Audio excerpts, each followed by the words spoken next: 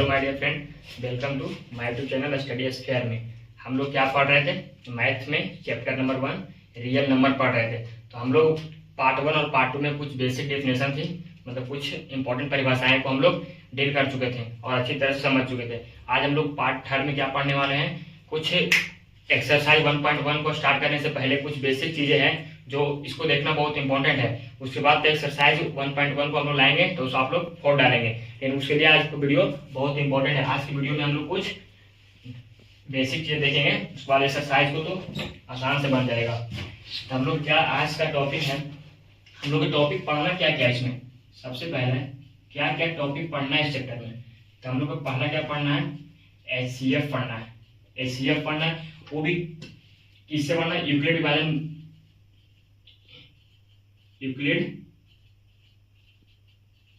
विभाजन परिमेय से पढ़ना है। एचसीएफ पढ़ना है, जो भी पढ़ना है यूक्लिड विभाजन परिमेय से पढ़ना है। दूसरी चीज एचसीएफ एंड एलसीएम पढ़ना है। ये भी पढ़ना अभाज्य गुणनखंड विधि से, अभाज्य गुणनखंड विधि द्वारा, अभाज्य गुणनखंड विधि द्वारा पढ़ना है। तीसरा क्या पढ़ना है, तीसरा पढ़ना है जैसे कि तीसरा पढ़ना है कि √3 √2 एक अपरिमेय संख्या है, उसको सिद्ध करना है। तो हम लोग को क्या पढ़ना है, तीसरा सिद्ध करना पड़ना है, सिद्ध करना अपरिमेय संख्या, अपरिमेय संख्या को। चौथा क्या पढ़ना, शांत और अशांत पढ़ना हम लोग को इस चैप्टर में, शांत और अशांत पढ़ना है, शांत और अशांत पढ़ना है। तो हम लोग आज एचसीएफ और एलसीएम में कुछ बेसिक चीजें पढ़ते हैं, उसके बाद 1.1 हम लोग अगले लेक्चर में करेंगे। लेकिन उससे पहले ही वीडियो को, इस लेक्चर को देखना बहुत जरूरी है, फिर एक्सरसाइज तो इजी लगने रहेगा। जैसे हम लोग कुछ देखते हैं, 1 2 3 4 5 6 7 8 9 10। अगर यहां से पूछा जाए अभाज्य संख्या, अभाज्य संख्या एंड भाज्य संख्या, अभाज्य संख्या एंड भाज्य संख्या। तो अभाज्य संख्या और भाज्य संख्या हम लोग अच्छी तरह से पिछले वीडियो में देखे थे। तो अभाज्य संख्या पूछा जाए तो इसमें से कौन है, 2 होगा, 3 है, 5 है, 7 है। भाज्य संख्या 4 6 8 9 10 है। अगर पूछा जाए कि अभाज्य संख्या का अभाज्य गुणनखंड क्या होगा, तो देखिए अभाज्य संख्या का अभाज्य गुणनखंड नहीं होती है, क्योंकि इसको हम लोग तोड़ते हैं तो क्या 1 से और 2 से टूटेगी, 1 और 2 से। तो हम लोग अभाज्य संख्या का अभाज्य गुणनखंड नहीं निकालते हैं। अभाज्य गुणनखंड जब भी होती है तो भाज्य संख्या की होती है। किसकी होती है, भाज्य संख्या की। पूछा जाए क्वेश्चन इस तरह से आएगा, अभाज्य गुणनखंड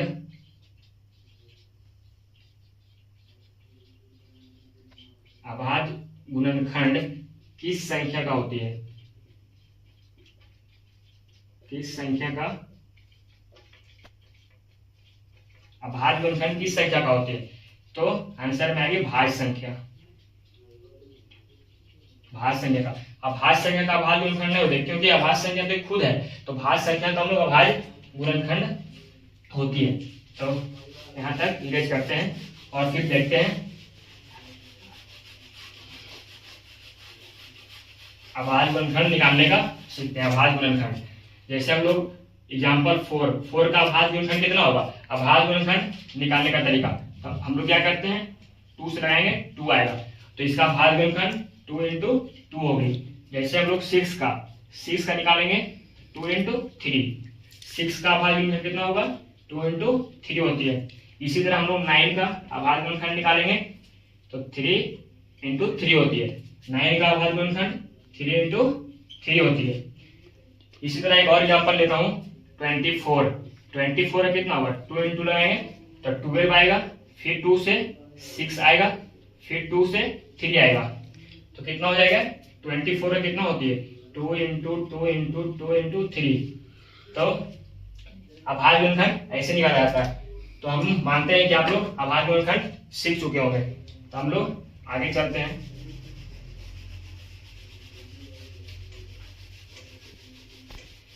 आगे हम लोग HCF को देखते हैं।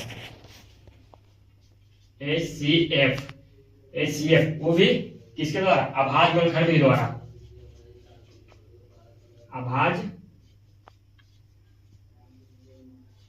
गुणनखंड विधि द्वारा HCF को हम लोग देखते हैं अभाज्य गुणनखंड विधि द्वारा। अब यहां से हम लोग जो चीज पढ़ेंगे वो अभाज्य गुणनखंड विधि द्वारा ही पढ़ेंगे। इसलिए HCF का फुल फॉर्म क्या होता है? Highest common factor. मतलब जो दोनों जैसे दो नंबर है, दोनों में जो कॉमन होगी वही होती है HCF। जैसे हम लोग एग्जांपल लेते हैं। एग्जांपल है 12 और 30। दो संख्या है, 12 है और 30 है। इसका HCF निकालना है, किससे? अभाज्य गुणनखंड विधि द्वारा निकालना है। सबसे पहले हम लोग 12 को अभाज्य गुणनखंड करेंगे। अभी हम तुरंत सीखे हैं कि अभाज्य गुणनखंड कैसे निकाला जाता है। 2 = 6 होगी, फिर 2 = 3 होगी। तो 12 का कितना हो गया अभाज्य गुणनखंड? 2 × 3 हो गई। अब हम लोग 30 को 2 = 15, फिर 3 = 5। कितना आया? 30 को कितना आया? 2 × 3 × 5। अब हम लोग को देखना है HCF मतलब जिसे 2 देखिए इसमें भी 2 इसमें है। कॉमन चीज को चुनना है, दोनों में जो कॉमन चीज होगा उसको चुनना है। तब 2 इसमें भी है, 2 इसमें भी है, कॉमन हो गया। फिर यहाँ 2 है लेकिन इसमें 2 नहीं है। 3 इसमें भी है, 3 इसमें भी है, एक यहाँ पे ये हो गया। 5 इसमें है लेकिन इसमें नहीं है। तो इसका HCF क्या हो जाएगा? इसका HCF क्या हो जाएगा? दोनों में जो कॉमन है उसको एक बार लिख देते हैं। फिर कॉमन क्या है? 3 है, कॉमन वाले को लिखते हैं। तो 3 × 6 क्या हो गया? इसका HCF हो गया। First example. हम लोग सेकेंड एग्जांपल को भी देखते हैं। एक और एग्जांपल करते हैं। 12, 15, 30 3 डिजिट का नंबर आ गया। इसका हम लोग देखते हैं। सबसे पहले क्या करना है? अभाज्य गुणनखंड विधि द्वारा देखना है। 12 का 2 × 6, फिर 2 से 3 हो जाएगा। तो 12 का कितना हो गया? 2 × 3। अब 15 है, 15 का 3 × 5। 15 का कितना हो गया? 3 × 5 हो गया। अब है 30 कितना हो जाएगा? 15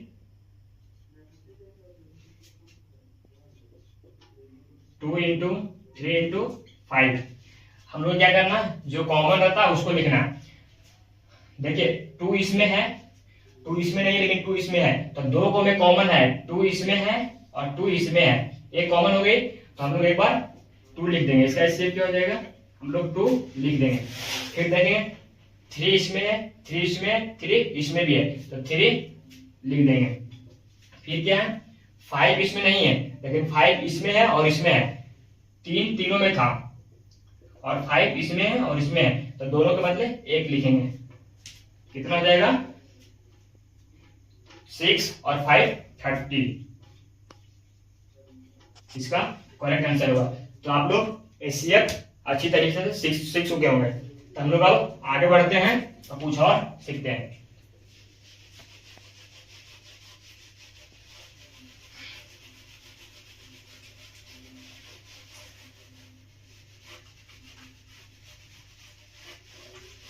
हम लोग क्या सीखने वाले हैं? एलसीएम। अब एलसीएम सीखने वाले हैं। एलसीएम में क्या? एक एग्जांपल लेता है 18 और 30। इसका हमको एलसीएम निकालना है। एलसीएम निकालना है तो 18 को पहले अभाज्य गुणनखंड करेंगे। 18 के 2 = 9, फिर 3 से 3, तो 18 का कितना हो गया? 2 × 3 × 3। फिर 30 को देखेंगे 2 × 15, 3 × 5। 30 का क्या हो जाएगा? 2 × 3 × 5। अब हम लोग इसका देखेंगे तो एचसीएफ में हम लोग क्या कर रहे हैं? जो कॉमन था उसको सिर्फ लिख रहे थे, लेकिन एलसीएम में हम लोग क्या करते हैं? जो कॉमन है उसको भी लिखेंगे और जो बच गया उसको भी उतारते हैं हम लोग। तो इसमें कॉमन क्या है? 2 कॉमन है, तो 2 तो लिखाएगा, इसका एलसीएम क्या हो जाएगा, 2 कॉमन है तो 2 लिखेंगे एक बार, फिर क्या कॉमन है, 3 कॉमन है तो 3 कॉमन है, 3 को भी लिखेंगे हम लोग एक बार 3 को। लेकिन एलसीएम में हम लोग यहीं तक कर रहे थे, लेकिन एलसीएम में जो बच गया उसको भी लिखना है, 3 इंटू बच गया 3 इंटू 5, इसको भी लिखना है और मल्टीप्लीकेशन करना है। 3 इंटू 2 6, 6 में 3 से 18, 18 में 5 से तो 90 इसका एलसीएम होगा। तो इसी तरह से एलसीएम निकालना है, एलसीएम भी आप लोग सीख चुके होंगे। अब जो हम नेक्स्ट टॉपिक पढ़ने वाले हैं बहुत इंपॉर्टेंट टॉपिक है, यहाँ से बोर्ड में हर बार क्वेश्चन पूछा जाता है, इसलिए इसके बाद जो टॉपिक स्टार्ट करने वाले हैं उसको पढ़ना बहुत जरूरी है, क्योंकि वहां से क्वेश्चन हर हाल में पूछा जाता है। बोर्ड ना चाहकर भी यहाँ से क्वेश्चन देगा ही देगा। हम लोग टॉपिक न्यू टॉपिक सीखने वाले हैं, जैसे कि मानते हैं कि ए इक्वल टू क्या है 12 है, बी इक्वल टू क्या है 18 है। इसका हम लोग क्या निकालना है, पहले एचसीएफ एंड एलसीएम भी निकाल सकते हैं, दोनों चीज निकाल के देख सकते हैं। तो हम लोग पहले इसका एचसीएफ निकालते हैं, एचसीएफ निकालते हैं। एचसीएफ कितना होगा, तो 12 का पहले करेंगे 2 मरतबे 6, 2 मरतबे 3, यानी कितना हो गया 12 का कितना हो गया 2 इंटू 3 हो गई। फिर 18 है, 18 का देखेंगे 2 इंटू 9, 3 इंटू 3, यही हो गया। तो 18 का कितना हो गया 2 इंटू 3। एचसीएफ में हम लोग क्या करते हैं, जो कॉमन राशि तो हम लोग क्या, इसका एलसीएम कितना होगा, इसका एलसीएम हो जाएगा 2 कॉमन है 2, 3 कॉमन है उसको लिए, फिर 2 और 3 मल्टीप्लाई करेंगे 6, फिर 12 से 3 में 36, तो एलसीएम कितना हो जाएगा इसका 36। अब इस सब को हम लोग इरेज करते हैं 36। अब एक फार्मूला है, इस फार्मूला को लिखते हैं हम लोग, क्या है, पहली संख्या इंटू दूसरी संख्या, पहली संख्या इंटू दूसरी संख्या इक्वल टू क्या होता है एलसीएम इंटू एचसीएफ। ऐसा क्वेश्चन पूछा जाता है, ये प्रूफ करने के लिए भी आता है कि पहली संख्या इंटू दूसरी संख्या बटा बराबर क्या होना चाहिए, एचसीएफ गुने एलसीएम होना चाहिए। तो इसको आप लोग याद कर लीजिएगा। ऐसे याद क्या करना है, तो इजी है, पहली संख्या इंटू दूसरी संख्या बराबर एलसीएम गुने एचसीएफ। तो हम लोग प्रूफ करना था, तो हम लोग इसी एग्जांपल को लेकर प्रूफ भी कर लेते हैं कि मतलब ये नियम सही है कि नहीं, फॉर्मूला सही है या गलत है, हम लोग प्रूफ कर रहे हैं। पहली संख्या ए को हमेशा पहली संख्या और बी को हमेशा दूसरी संख्या। तो पहली संख्या क्या है 12 है, इंटू दूसरी संख्या क्या 80 बराबर एलसीएम इंटू एचसीएफ। एलसीएम कितना है 36 इंटू एचसीएफ कितना 6। हम लोग मल्टीप्लाई करके देखेंगे 18 इंटू 12 में करेंगे गुना कितना आएगा, करके देखते हैं। हम लोग कैलकुलेटर में यहाँ करके देख रहे हैं, 12 इंटू 18 कितना आता है 216 आ रहा 216 और फिर 36 इंटू 6, तो इधर भी कर लेते हैं 6 36 के 6, बाकी रहा 3, 6 इंटू 3 18 और 3 21, 216। तो देखिए 216 दोनों साइड क्या हो गई बराबर होगी, तो ये फार्मूला क्या है सही है। ये फार्मूला को याद कर लेना, पहली संख्या दूसरी संख्या बटा एचसीएम गुने एचसीएफ बराबर है, हमेशा ये इसको याद करना है, बहुत इजी है, हम लोग प्रूफ कर चुके हैं। तो हम लोग आगे कुछ इसके ऊपर कुछ एग्जांपल देखते हैं, इसके ऊपर कुछ चलिए तो एक एग्जांपल देखते हैं। सबसे पहले क्वेश्चन को पढ़ेंगे। क्वेश्चन क्या कह रहा है, दो संख्याओं का मौसम 23 है, दो संख्याओं का मौसम 23 है तथा 1449 है। यदि एक संख्या 161 है तो दूसरी संख्या ज्ञात करना। लसा मसा दिया गया, एक संख्या में दिया गया, हमें दूसरी संख्या निकालनी है। तो सबसे पहले क्या करेंगे, गिवन लिखेंगे, सॉल्यूशन लिखेंगे, गिवन डाटा क्या क्या दिया गया, मसा इक्वल टू 23 है, लसा इक्वल टू 1449 है, 1449 है, और एक संख्या 161 तो एक संख्या की पहली संख्या मान लेते हैं, पहली संख्या को ए से 161 है, और दूसरी संख्या निकालना है हमें, बी क्या करना, फाइंड आउट करना, दूसरी संख्या निकालना है। तो हम लोग अभी एक फार्मूला पढ़े थे, बस उस पर पुट करना, आंसर चलाएगा। क्या फार्मूला क्या था, पहली संख्या इंटू दूसरी संख्या बराबर LCM into HCF, LCM into HCF, यही था। हम लोग पहली संख्या जान रहे हैं, पहली संख्या क्या है 161 इंटू दूसरी संख्या क्या है बी, दूसरी संख्या बी, एलसीएम दिया गया है, एलसीएम कितना है 1449 गुना एचसीएफ, एचसीएफ दिया गया 23, हमें निकालना है कि बी, तो बी को हम लोग यहाँ से निकाल लेंगे, क्या हो जाएगा 449 इंटू 23, इधर गुना में इधर जाएगी तो भाग में हो जाएगी, 161 भाग हो जाएगी। अब यहाँ से बस नॉर्मल काटना और अच्छा चलाएगा, 23 से 7 मरतबे कटेगी, 7 मरतबे कट गई, फिर इसको काटना, 7 दूनी 14, फिर 0 और 7 सत्ते 49, 20 का 2 कितना आ गया 207, यानी कि दूसरी संख्या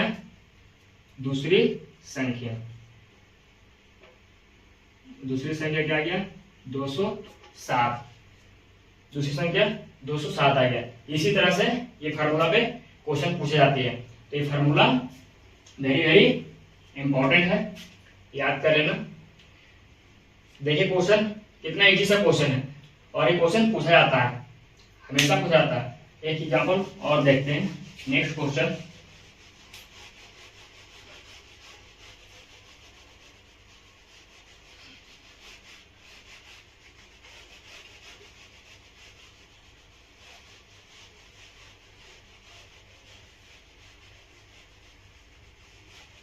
एक क्वेश्चन और, क्वेश्चन नंबर 2,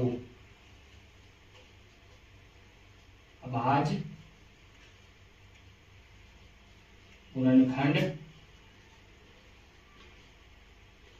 विधि से 8, 9 एवं 25 का लसा और मासा ज्ञात करें, लसा और मासा ज्ञात करें, लसा और मासा ज्ञात करें। सबसे पहले करेंगे सॉल्यूशन। क्वेश्चन क्या है, अभाज्य गुणनखंड विधि से 8, 9 एवं 25 का लसा और मसा ज्ञात करें। तो हम लोग भी पढ़े हैं लसा और मसा निकालने का अभाज्य गुणनखंड से क्या होता है। सबसे पहले देखते हैं 8 का अभाज्य गुणनखंड 2 इंटू 4, 2 इंटू 2, फिर 9 का 3 इंटू 3, 25 का 5 इंटू 5, यहाँ हम लोग लिख लेंगे क्या हो 8 का 2 इंटू 2, 9 का 3 इंटू 3, 25 का 5 इंटू 5। हमें लसा एवं मसा निकालना। सबसे पहले मसा देखते हैं। मसा हम लोग क्या बोले थे, जो तीनों में कॉमन हो चाहिए उससे या फिर दो में कॉमन होना चाहिए। अब 2 इसमें है बट इसमें नहीं है, इसमें भी नहीं है। फिर 3 इसमें है, इसमें भी नहीं है, इसमें भी नहीं है। 5 भी इसमें तो है लेकिन ये दोनों में नहीं है। तो कहा नहीं जाता है जिसका कोई नहीं उसका ऊपर वाला होता है। हम लोग जानते हैं, बोला जाता है कि इसका कोई नहीं उसका ऊपर वाला होता है। जब कोई भी संख्या तीनों में बराबर नहीं है, मतलब कोई भी संख्या तीनों में नहीं है तो उसका मौसा कितना आती है 1 हो जाती है। उसका 1 तो सब जगह उपस्थित होता है, उसका मौसा 1 हो जाती है। अब लसा क्या होगा, लसा भी कॉमन नहीं है कि पहले कॉमन लेंगे, तो लसा तीनों को लेंगे 2 इंटू 2, फिर इसका भी दोनों को लेंगे 3 इंटू 3, फिर 5 को 5 इंटू 5। तो हम लोग गुना करते हैं, 2 से 2 4, 8 ऐड किया 24, 24 किया, 24 में गुना करेंगे 3 से। चलिए तो हम लोग फास्ट करने के लिए कैलकुलेटर में गुना कर लेते हैं। गुना करने क्या होता है, 2 into 2 into 2 into 3 into 3 into 5 into 5, 1800। 2 into 2, 2, 3 into 3, 5 into 5, LCM कितना हो जाएगा इसका 1800। इसका एलसीएम हो जाएगा 1800, करेक्ट आंसर। और एचसीएफ हो जाएगी 1। तो हम लोग एक दो क्वेश्चन और देखते हैं, जब तक यहाँ से हम लोग इरेज करते हैं। नेक्स्ट क्वेश्चन देखते हैं। क्वेश्चन क्या है, एचसीएफ 306 657, एचसीएफ 306 657 और 9 दिया है, 9 दिया है। तो एलसीएम 306 657 का ज्ञात करें। क्वेश्चन क्या हो रहा है, एचसीएफ इतना और इतना का 9 दिया गया है, तो एलसीएम इतना इतना का क्या होगा हमको निकालना है। देखिए इसमें 306 657, 306 657 दोनों में क्या है, पहली संख्या दूसरी संख्या सेम है, दोनों में पहली संख्या और दूसरी संख्या क्या है, सेम है। तो इसको हम ए मान लिए और इसको हम लोग बी मान लिए। हमको निकालना है क्या, इतना का एलसीएम निकालना है। तो सबसे पहले सॉल्यूशन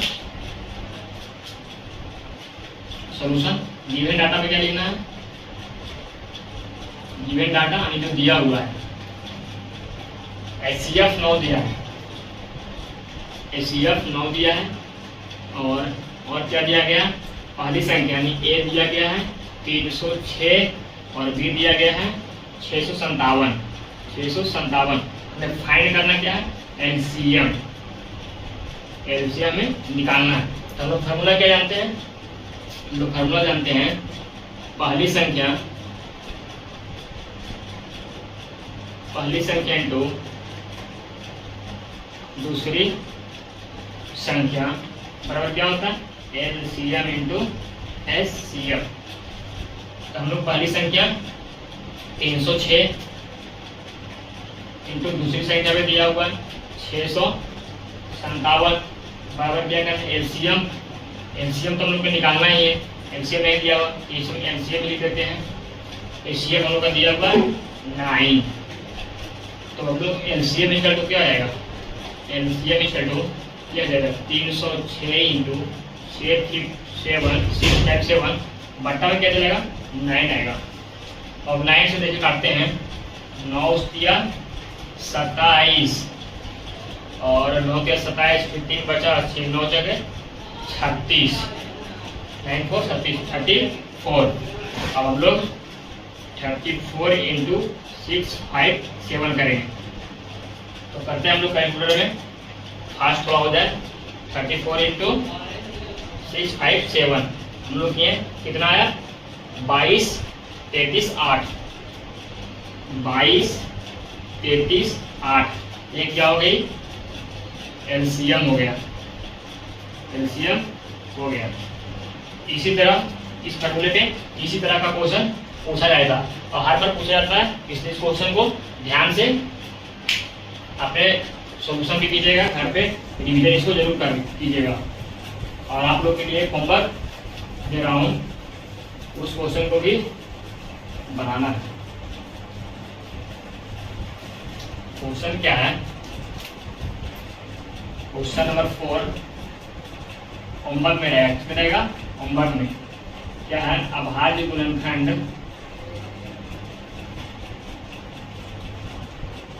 अभाज्य गुणनखंड